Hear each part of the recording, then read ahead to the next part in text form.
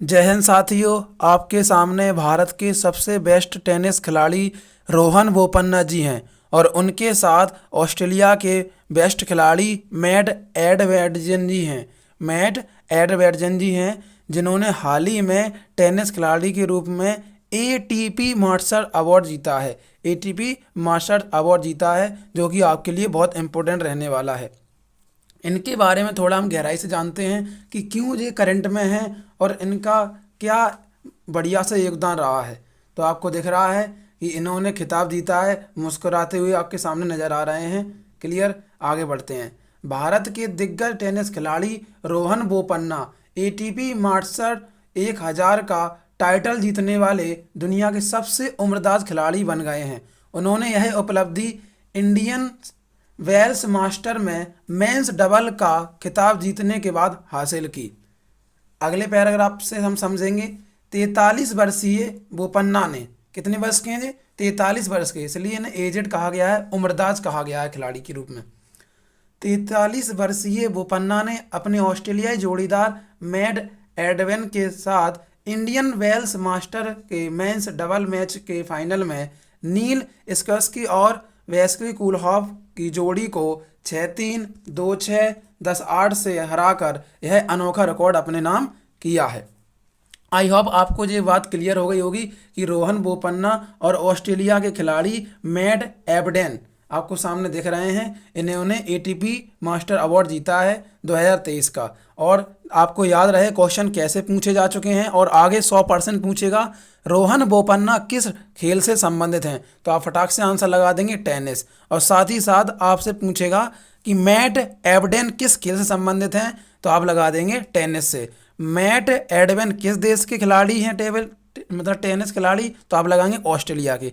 I hope आपको ये चीज़ clear हो गई होगी। मैं आपको बहुत ही मोस्ट इम्पोर्टेंट करंट अफेयर बता रहा हूँ जो कि आपको समझ में आ चुकी होगी। तो मैं आशा करूँगा कि आप हमारे चैनल से जुड़े रहेंगे और वीडियो को बढ़िया से पूरा देखेंगे। Most important current affair. Welcome to Ajay sir classes GK भाई अजय कुशवाहा सर। मैं आपको पढ़ा रहा हूँ तो मैंने भी अपना नाम डाल दिया।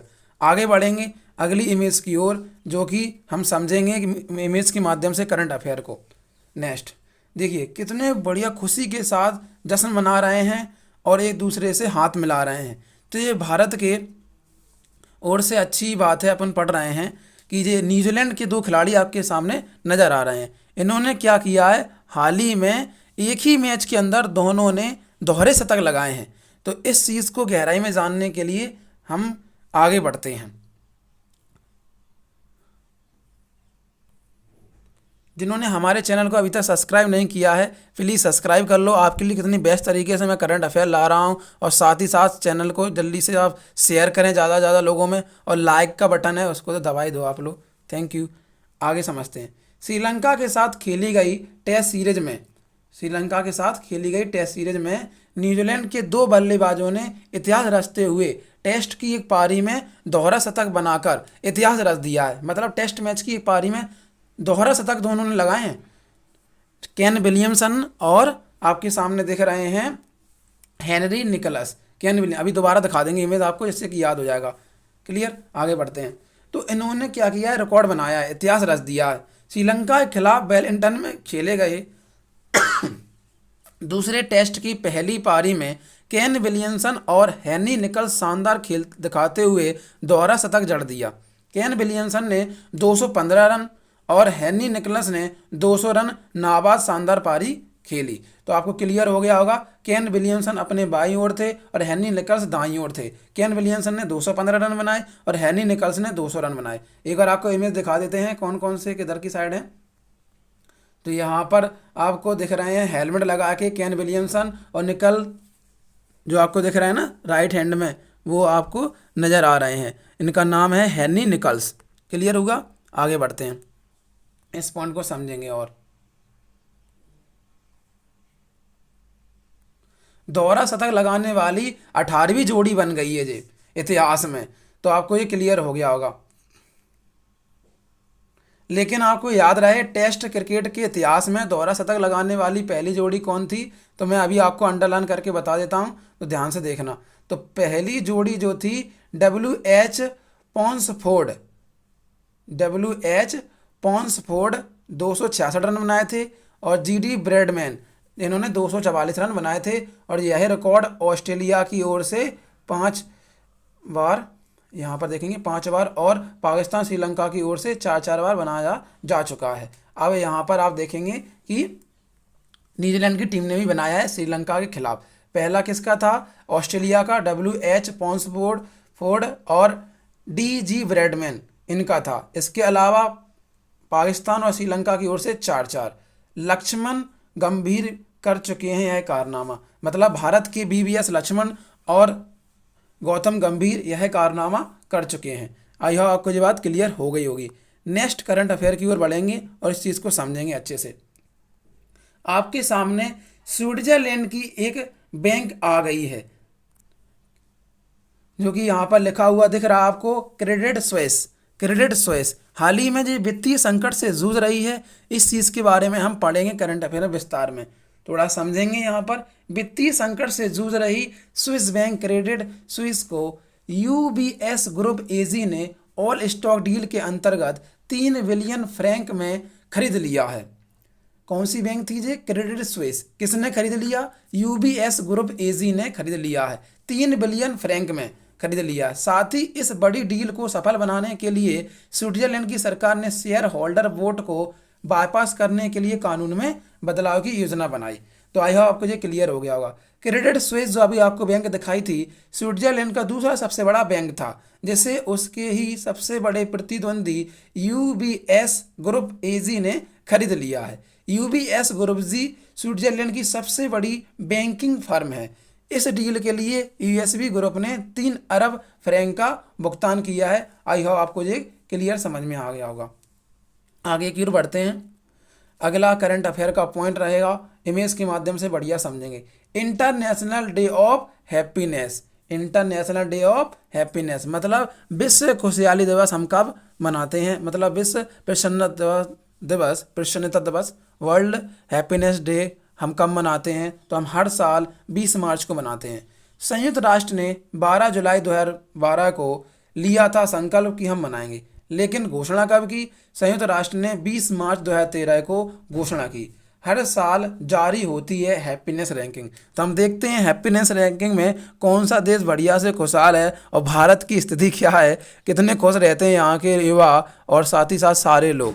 तो जानेंगे world happiness report 2023 world happiness report 2023।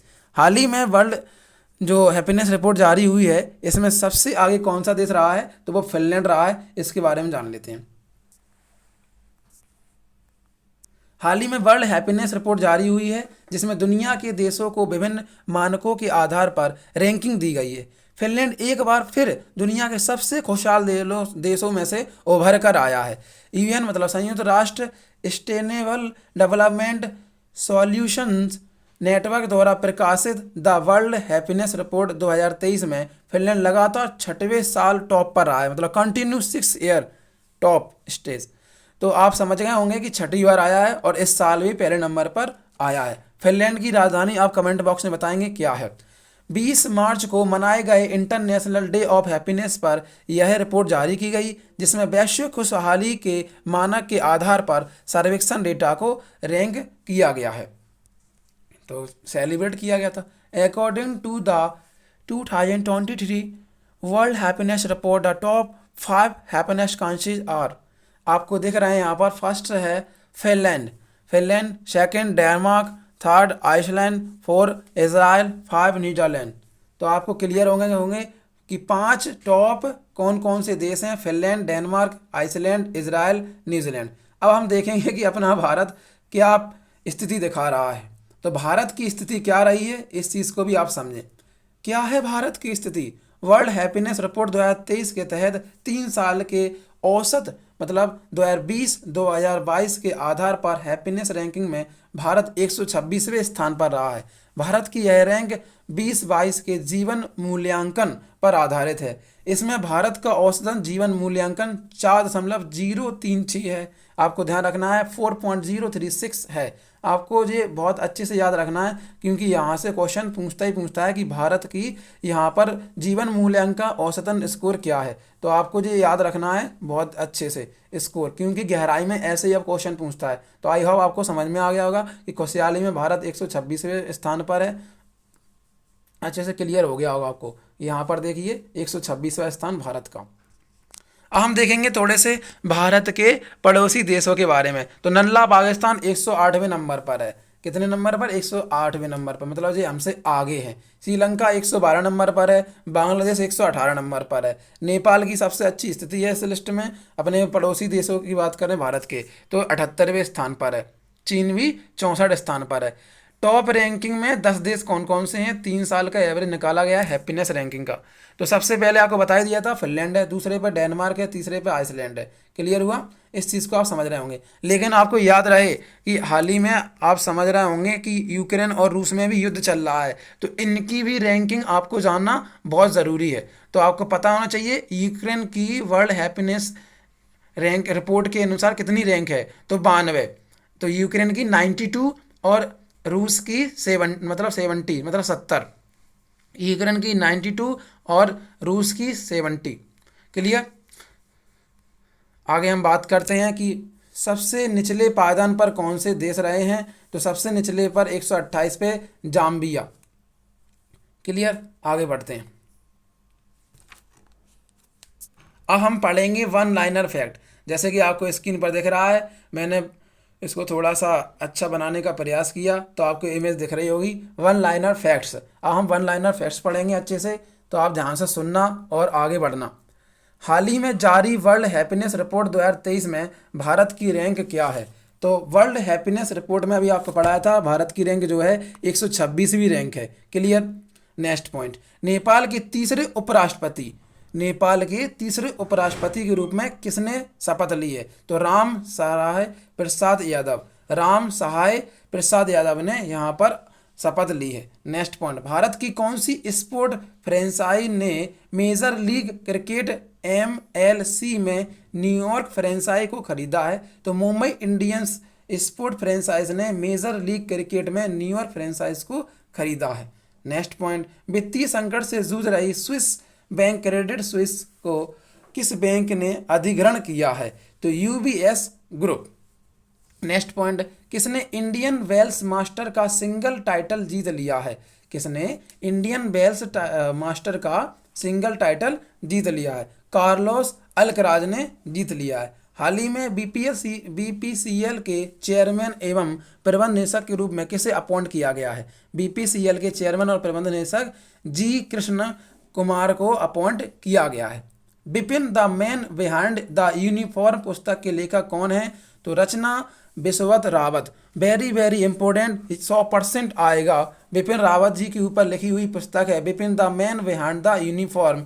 यह पुस्तक रचना बिस्वत रावत ने लिखी है। अभी आपने नेक्स्ट पॉइंट पढ़ा था, ATP मास्टर 1000 का खिताब जीतने वाले सबसे उम्रदार भारतीय खिलाड़ी कौन बन गए हैं? रोहन बोपन्ना, जो कि टेनिस से संबंधित हैं। आई होप आपकी जो सारी चीज़ें क्लियर हो गई होंगी। अब हम क्विज के माध्यम से आपने कितना पढ़ा है उसको हम जल्दी से रिवाइज कर लेते हैं क्विज के माध्यम से, जो कि आपके लिए बहुत बढ़िया छोटा सा टेस्ट होता है, लास्ट में आपको क्लियर से समझ में आ जाएगा। पहला क्वेश्चन, वित्तीय संकट से जूझ रही स्विस बैंक का अधिग्रहण किसने किया है? तो अभी आपको बताया था, ऑप्शन डी आपका बिल्कुल सही आंसर होगा, UBS ग्रुप। किसने इंडियन वेल्स मास्टर का सिंगल टाइटल जीत लिया है? तो अभी मैंने आपको समझा दिया था, Carlos Alcaraz. Clear? I hope आप आराम से लगा पा रहे होंगे। थर्ड क्वेश्चन, BPCL के हाल ही में चेयरमैन एवं प्रबंध निदेशक किसे नियुक्त किया गया है? तो आप मुस्कुराते हुए हाल की हाल ठोक देंगे इसका उत्तर, G Krishna Kumar. I hope आपको हमारी करंट अफेयर बढ़िया से पसंद आ रही होगी। तो आप जल्दी से हमारे चैनल को ज़्यादा से ज़्यादा लोगों में शेयर करें। जिन्होंने सब्सक्राइब नहीं किया जल्दी से सब्सक्राइब कर लें, और लाइक तो बनता ही है, फटाक से लाइक कर दें। Bipin the man behind the uniform पुस्तक के लेखक कौन है? अभी आपने क्लियर कर लिया था, रचना बिस्वत रावत। तो रावत जी के ऊपर लिखी हुई है, बिपिन रावत के ऊपर, तो रचना बिस्वत रावत आराम से आपको याद हो जाएगा। आगे की ओर बढ़ते हैं। नेपाल के तीसरे उपराष्ट्रपति के रूप में किसने शपथ ग्रहण की है? तो नेपाल के तीसरे उपराष्ट्रपति जी कौन बने हैं? तो राम सहाय प्रसाद यादव जी बने हैं। आई होप आपको ये क्लियर हो गया होगा। एटीपी मास्टर 1000 का खिताब जीतने वाले सबसे उम्मीदवार भारतीय खिलाड़ी कौन बने हैं जो टेनिस से संबंधित हैं? तो ऑप्शन डी, रोहन बोपन्ना। आगे बढ़ते हैं, वेरी इंपॉर्टेंट। प्रधानमंत्री मित्र मेगा टेक्सटाइल पार्क कितने राज्यों में स्थापित की जाएगी? तो प्रधानमंत्री मित्र मेगा टेक्सटाइल पार्क जिस 7 राज्यों में स्थापित की जाएगी। आई होप आपको ये करंट अफेयर बढ़िया से क्लियर हो गई होगी। तो आपको स्क्रीन पर दिख रहा है, इतना तो बनता ही है अपने सर के लिए। Thank you for watching everybody.